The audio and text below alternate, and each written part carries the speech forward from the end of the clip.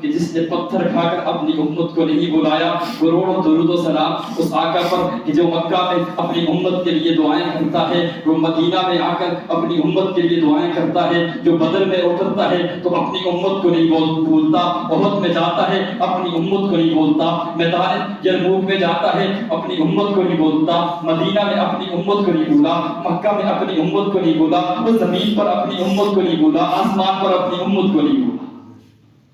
کروڑوں درود و سلام اس آقا پر کہ جس نے ہمیشہ اپنی امت کو یاد رکھا، ہر خوشی میں اپنی امت کو یاد رکھا، ہر موقع پر اپنی امت کی رہنمائی فرمائی، اپنے لوگوں کی رہنمائی فرمائی۔ وہ خوبصورت اتنا ہے کہ اس کی خوبصورتی کی مثال کوئی نہیں ہے، وہ بے مثال اتنا ہے کہ اس کی مثال کوئی نہیں ہے۔ وہ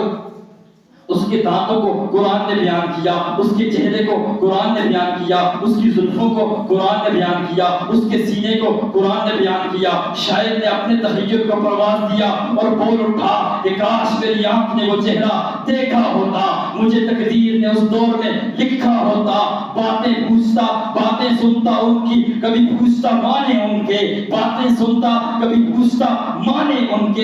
کے سامنے اصحاب میں بیٹھا ہوتا، ان کے سامنے اصحاب میں بیٹھا ہوتا۔ جب کبھی سجدہ احد و خندق کا میدان، جب کبھی سجدہ احد و خندق کا میدان، میرے ہاتھوں میں بھی بالا کوئی نیزہ ہوتا۔ جس وقت آقا کی دعا بن کے آئے تھے عمر، جس وقت آقا کی دعا بن کے آئے تھے عمر، پھر دیکھتا ابو جہل کیسے تڑپتا ہوتا۔ اگر کوئی کہتا الطاف سنانا تھے نبی، اگر کوئی کہتا الطاف سنانا تھے نبی، تو پھر تو حسان کی مجلس میں مشاعرہ ہوتا، پھر تو حسان کی مجلس میں مشاعرہ ہوتا۔ کروڑوں سلام اصحاب رسول کی قبور پر کہ جنہوں نے اپنا تن من دھن لٹا کر پاک پیغمبر کا دفاع کیا، جنہوں نے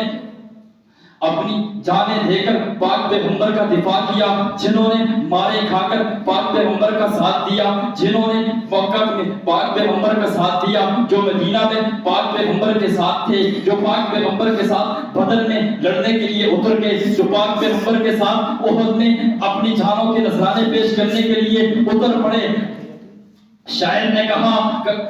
کہا وہ چاند کہ جو روشن ہوا بطحا کے افق پر، اس چاند کے تابندہ ستارے ہی صحابہ، ہم فخر سے کہتے ہیں ہمارے ہی صحابہ، واللہ ہمیں جان سے بھی پیارے ہی صحابہ۔ میں